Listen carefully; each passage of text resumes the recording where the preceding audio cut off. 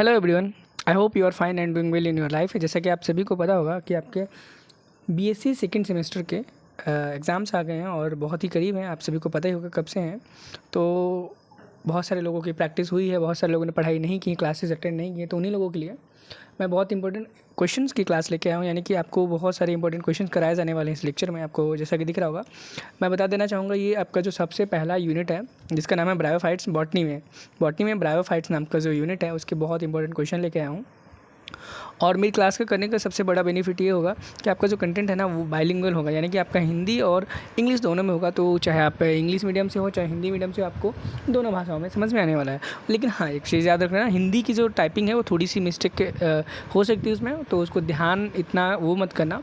अगर आपको हिंदी में गड़बड़ लगे तो इंग्लिश वाले को आप एक बार देखो और इंग्लिश वाले को ही सही मानो। ऐसा मैं नहीं बोलता हूँ, ऐसा जब आप अपने एग्ज़ाम का पेपर भी देखोगे ना उसमें भी यही लिखा रहेगा कि अगर हिंदी में आपको कोई गड़बड़ी लगती है तो आप इंग्लिश वाले को देख के इंग्लिश वाले को सही मानेंगे। ओके, सेम रूल यहाँ पर भी फॉलो होता है। और दूसरी बात बता देना चाहूँगा कि अभी आप ये वीडियो देख रहे होंगे टारगेट गुरुकुल पे, लेकिन यही क्लासेस आपकी कंटिन्यू हो जाएगी टारगेट सेमेस्टर एलयू नाम के चैनल पे। और प्रॉपर वहाँ पे आपको सारी बीएससी की क्लासेस मिलेंगी, चाहे वो थर्ड सेमेस्टर की होंगी तो, फोर्थ की होंगी तो, फर्स्ट का होगा तो, सेकंड का होगा तो ज़्यादा देर मत करो, टारगेट सेमेस्टर को जाकर के सब्सक्राइब कर लो, लिंक डिस्क्रिप्शन में दिया गया है। तो चलो क्वेश्चन नंबर 1 से स्टार्ट करते हैं। देखो, पहला क्वेश्चन कहता है the group of plants refer to as amphibians of the plant kingdom. यानी कि इनमें से ऐसा कौन सा ग्रुप है जो कि एम्फीबियन ऑफ प्लांट किंगडम कहा जाता है, पौधे के समूह को पादप साम्राज्य के उभयचर कहा जाता है। देखो, सबसे पहले तो ये जानो कि एम्फीबियन का मीनिंग क्या होता है। बहुत सारे लोगों को एम्फीबियन का ही मतलब नहीं पता होगा। एम्फीबियन का मतलब होता है एक ऐसा प्राणी, एक ऐसा जीव, ऐसा प्राणी जो जल और थल दोनों में रह सकता हो, उसको हम एम्फीबियन बोलते हैं, जिसे हम हिंदी में उभयचर बोलते हैं। क्या बोलते हैं? उभयचर बोलते हैं। तो याद रखना, हमारा जो क्या होता है, ब्रायोफाइट होता है। क्या होता है? ब्रायोफाइट होता है। वो होता है, क्या होता है? एम्फीबियन होता है। एम्फीबियन होता है। लेकिन यहाँ पे आपसे एक मोस्ट एप्रोप्रिएट पूछा जाएगा। जैसे कि देखो, यहाँ पे ब्रायोफाइट भी दिया गया है, मॉसिस भी दिया गया है, लिवरवॉर्ट भी दिया गया है, हॉर्नवुड भी दिया गया है और दिया गया ना, चार के चारों ऑप्शन ब्रायोफाइट के तीन के तीनों आंसर ऑप्शन ये ब्रायोफाइट के अंदर आते हैं। लेकिन पर्टिकुलरली अगर पूछा जाए कि इनमें से एकदम सबसे सटीक आंसर कौन सा होने वाला है, तो याद रखना आपका ये जो मॉसिस वाला ऑप्शन है, ऑप्शन नंबर बी, वो करेक्ट आंसर होगा। ठीक है, यानी कि मॉसिस जो हैं आपके, वो amphibians of the plant kingdom कहलाते हैं। ओके, नेक्स्ट क्वेश्चन पे अगर हम मूव ऑन करें तो नेक्स्ट क्वेश्चन कहता है द ब्रायोफाइट्स रिडुला में अकर एज। यानी कि ब्रायोफाइट में रिडुला हो सकता है के रूप में गठित होता है, मतलब किस फॉर्म में पाया जाता है। रिडुला जो स्ट्रक्चर है ब्रायोफाइट्स में, वो किस रूप में पाया जाता है, रिडुला। ठीक है, पैरासाइट के फॉर्म में पाया जाता है, सैप्रोफाइट के फॉर्म में पाया जाता है, एपिफाइलस के फॉर्म में पाया जाता है, और सैमोफाइट के फॉर्म में पाया जाता है, शैमोफाइट के फॉर्म में पाया जाता है। ठीक है, तो इसका जो करेक्ट आंसर होगा एपीफिलस होगा। क्या होगा?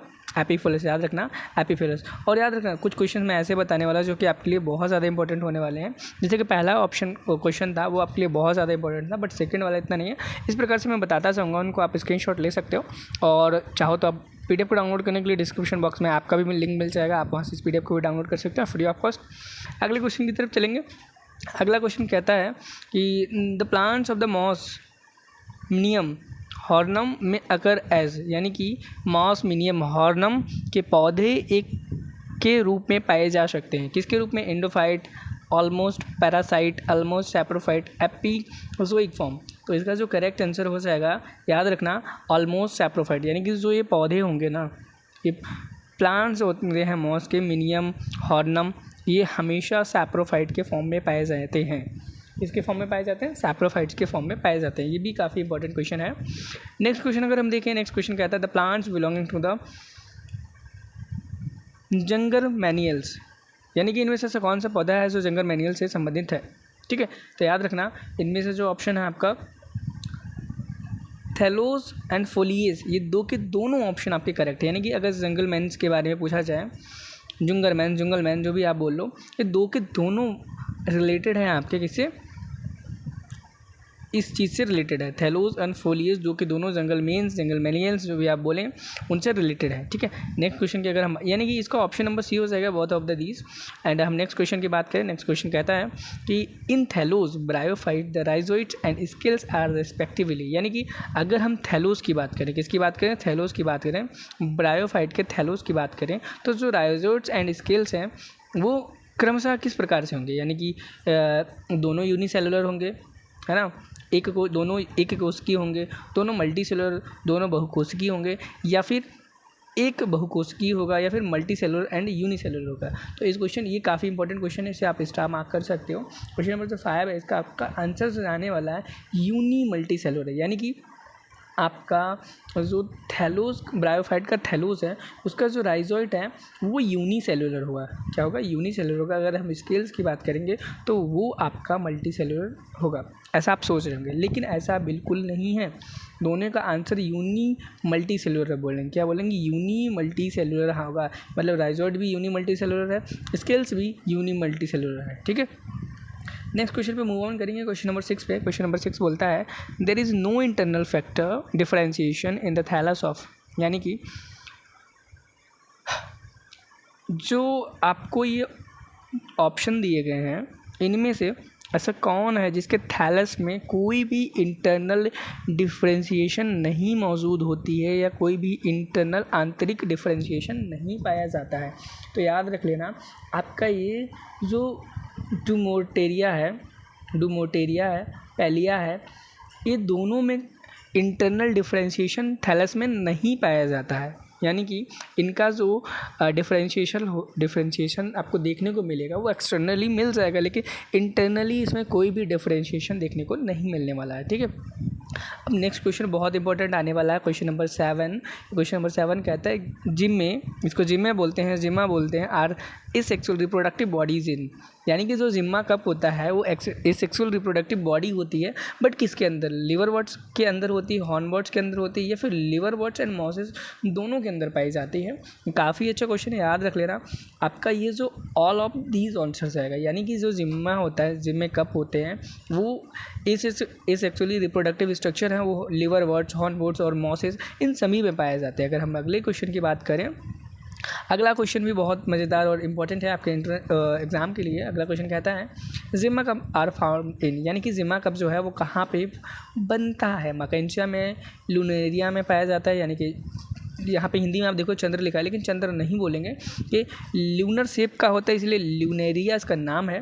तो याद रख लेना, आपका ये जो पूछा गया है क्वेश्चन, क्या ये आपका जो क्वेश्चन पूछा गया है, इसका आंसर हो जाएगा डी, यानी कि बोथ ऑफ दिस, यानी कि मकैंचिया, ल्यूनेरिया, इन दोनों में जिम्मा कप पाया जाता है। अभी तक आपने क्लास 11 तक पढ़ा होगा कि मकैंचिया में ही जिम्मा कप पाया जाता है, लेकिन अभी आपकी हायर स्टडीज़ में आप आ चुके हैं, तो आपको और भी ऐसे एग्जाम्पल पढ़ने को मिलेंगे जो क्लास 11 में आपको पढ़ने को नहीं मिले थे। ठीक है, नेक्स्ट क्वेश्चन पर अगर मूव ऑन करेंगे, नेक्स्ट क्वेश्चन कहता है कि the number of androcytes form in the single androcyte mother cell in the bryophyte, यानी कि ब्रायोफाइट में एकल एंड्रोसाइट मदर सेल से बनने वाले androcyte mother cell in the bryophyte.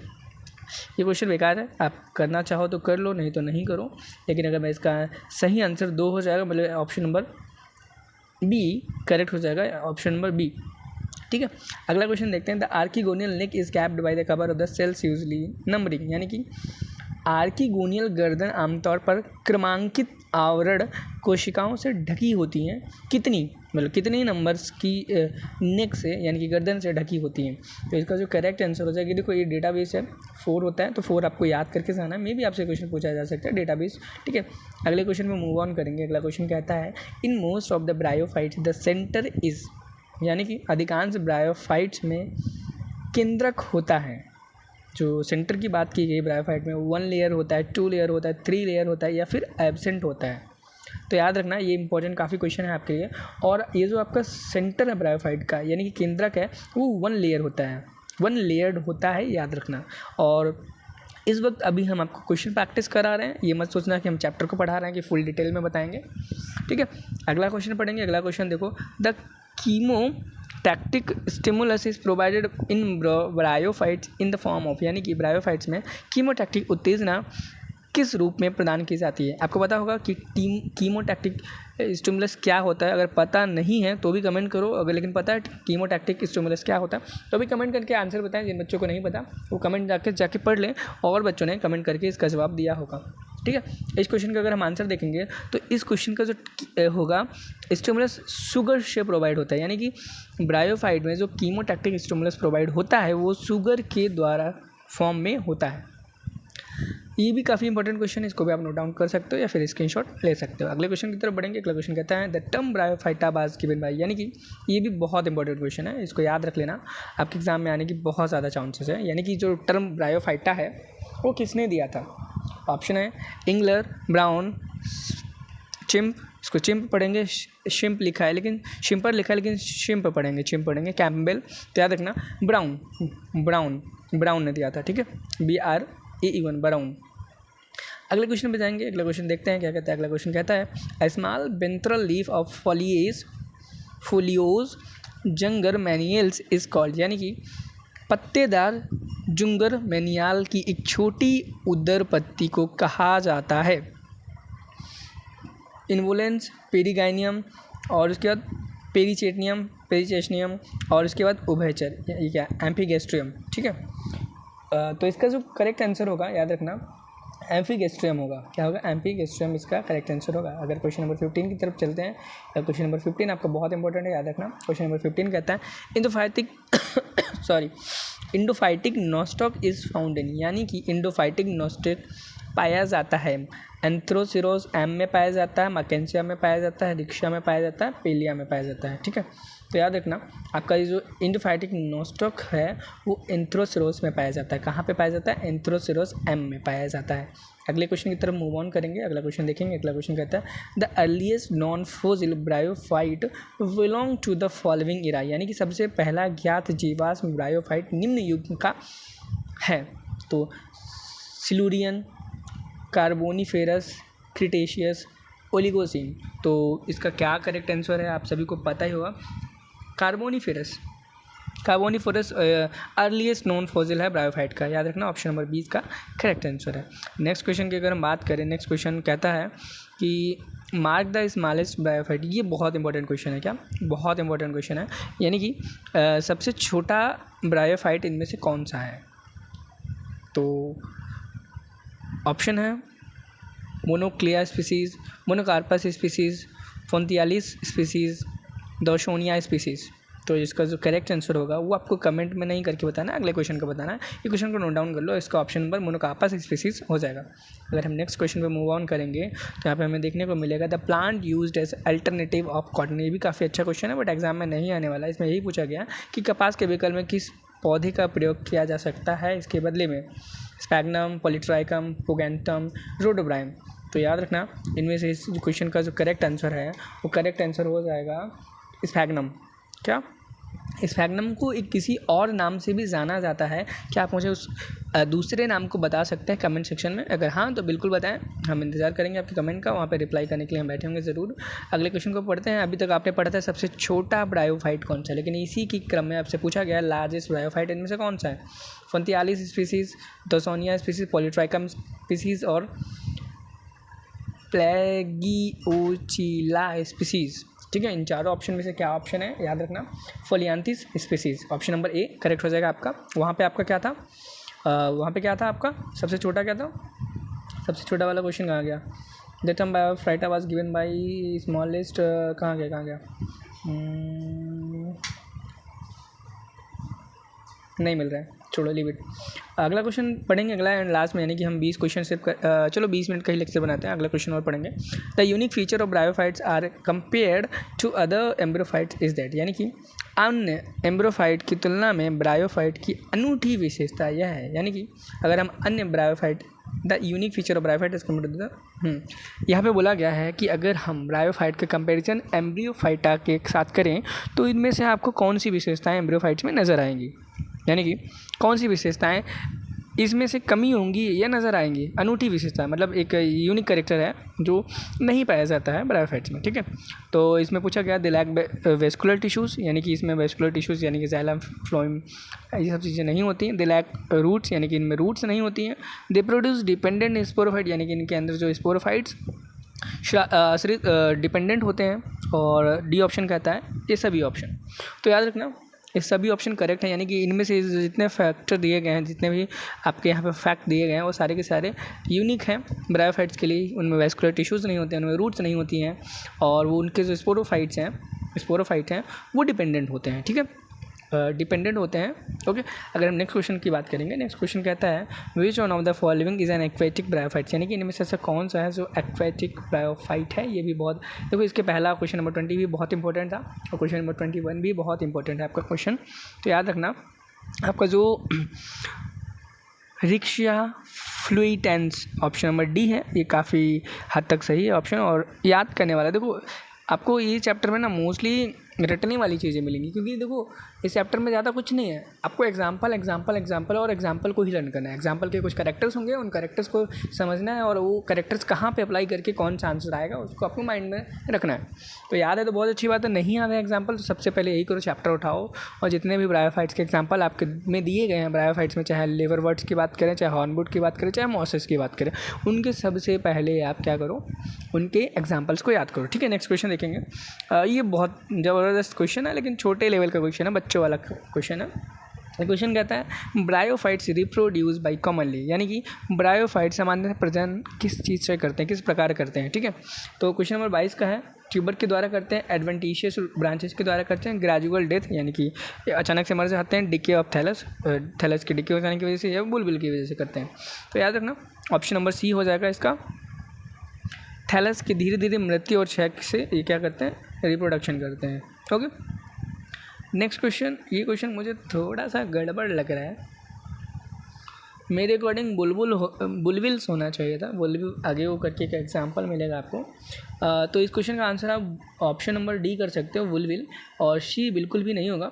But हमारी जो आंसर शीट थी हमें जो बना के दी गई थी उसमें सी ऑप्शन लिखा है, तो सी ऑप्शन कट कर देना आप। अगर आप क्वेश्चन 22 क्वेश्चन सीरीज़ करके एक किताब आती है, आप उसको पढ़ोगे उसमें आपको सी ऑप्शन मिलेगा, बट वो सी ऑप्शन करेक्ट नहीं है, आपको डी मारना पड़ेगा। ठीक है, अगला क्वेश्चन देखते हैं। अगला क्वेश्चन कहते हैं after fertilisation of archegonial venter act as, यानी कि निषेचन के बाद आर्किगोनियल विंटर के रूप में कार्य करता है। ठीक है, इनब्लुरेंस, क्लेप्त्रा, सीडोपेरियंथ या फिर पेरिगैनियम। ठीक है, याद रखो इस क्वेश्चन को, कैलेप्ट्रा की तरह वर्क करता है। अगले क्वेश्चन में चलेंगे। अगला क्वेश्चन कहता है the sporophyte of bryophyte, the sporophyte of bryophyte यानी कि ब्रायोफाइट का जो स्पोरोफाइट है is represented by sporogonium only in, यानी कि इनमें से ऐसा कौन सा एग्जाम्पल है जो कि ब्रायोफाइट का जो स्पोरोफाइट है स्पोरोगोनियम के द्वारा रिप्रेजेंट किया जाता है। रिक्शिया, स्फेरोकार्पस, पिलिया, पुरेला। क्वेश्चन नंबर 24 का आपका ऑप्शन हो जाएगा रिक्शिया। ठीक है, अब हम नेक्स्ट क्वेश्चन पे अगर मूव ऑन करेंगे तो नेक्स्ट क्वेश्चन देखते हैं क्या कहता है। नेक्स्ट क्वेश्चन कहता है एन इलेक्ट्रोफोर इज फॉर्म बेकार क्वेश्चन, क्वेश्चन नंबर 25 छोड़ दो। द इमेजल, ये भी क्वेश्चन बेकार है। Capsule dehiscing by a predetermined line is called, यानी कि एक पूर्व निर्धारित रेखा द्वारा डेहिसेंस करने वाला कैप्सूल कहा जाता है। एक्रोकार्पस, प्ल्यूरोकार्पस, स्टेनोकार्पस, क्लिस्टोकार्पस। क्वेश्चन नंबर 27 का आपका जो आंसर हो जाएगा, याद रखना इस क्वेश्चन का आंसर हो जाएगा सी ऑप्शन, स्टेनोकार्पस। ठीक है, ऑप्शन नंबर सी स्टेनोकार्पस। अगले क्वेश्चन की अगर हम बात करें, अगला क्वेश्चन कहता है a capsule opening irregularly is designated as, यानी कि अनियमित रूप से खुलने वाले कैप्सूल को इस रूप में नामित किया जाता है। ठीक है, याद रखो अनियमित रूप से, यानी कि इरेगुलर तरीके से ओपन होता है। तो इसका आंसर मुझे लगता है सबको पता होगा, क्लास 11 की एनसीईआरटी बुक में आपने इस पर पढ़ा होगा, क्लिस्टोगैमस। तो यहाँ पे क्लिस्टोकार्पस की बात की गई, लेकिन याद रखना। ठीक है, अगला question the type of alternation of generation is बहुत इंपॉर्टेंट क्वेश्चन, यानी कि ब्रायोफाइट द्वारा प्रदर्शित पीढ़ी प्रत्यावर्तन का प्रकार है। इनमें से type of alteration generation by bryophyte कौन शो करता है इन एग्जाम्पल्स में से, याद रखना। हेट्रोमॉर्फिक जो प्लांट्स होते हैं, हेट्रोमॉर्फिक या हेटेरोमॉर्फिक ब्रायोफाइट जो होते हैं वो अल्टरेशन ऑफ जनरेशन शो करते हैं। नेक्स्ट एंड लास्ट क्वेश्चन, मतलब आज के लिए लास्ट है, और ये डी जो शेयू प्लेस्ड ब्रायोफाइटा अंडर, ये क्वेश्चन इंपॉर्टेंट है आपके लिए, इसको आप पढ़ सकते हो। इस क्वेश्चन का जो करेक्ट आंसर है वो क्या है वो आपको कमेंट सेक्शन में बताना है। एंड नेक्स्ट जाते जाते एक बात मैं आपसे कहना चाहूँगा, क्वेश्चन नंबर 30 तक तो मैंने करा दिया है, 31 से लेकर के 60 तक नेक्स्ट पार्ट में करने वाले हैं, तो चैनल को सब्सक्राइब कर लेना। देखो आपके लिए बहुत इंपॉर्टेंट, बहुत मेहनत से क्वेश्चन बनाए जाते हैं, हिंदी इंग्लिश दोनों में टाइप किए जाते हैं, ट्रांसलेट किए जाते हैं, PDF बनाई जाती हैं, तो चैनल को सब्सक्राइब किए बिल्कुल भी मत जाना। अगर टारगेट गुरुकुल को ऑलरेडी करके रखा है तो याद रखो आज कुछ समय तक आपकी ये क्लासेस जो हैं टारगेट गुरुकुल पे सीमित है। उसके बाद आपकी क्लासेस टारगेट सेमेस्टर एलयू पे होंगी, जिसका लिंक आपको डिस्क्रिप्शन बॉक्स में मिल जाएगा। तो प्लीज़ वहाँ जाएँ, आप टारगेट सेमेस्टर एलयू को सब्सक्राइब कर लो, क्योंकि आपकी आने वाली बीएससी की सारी क्लासेस, चाहे first, second, third, fourth, 5, 6 semester में जो भी हो, उनकी रेगुलर क्लासेस या फिर इंपॉर्टेंट क्वेश्चंस की जो सीरीज़ है वो वहीं पर कराई जाएगी। चलो, मैं धन्यवाद करता हूँ आप सभी का, आपने हमारा वीडियो अंत तक देखा हो। कैसा लगा आप कमेंट सेक्शन करके ज़रूर बताएं और नेक्स्ट पार्ट के लिए ज़रूर डिमांड करें। Thank you, have a nice day.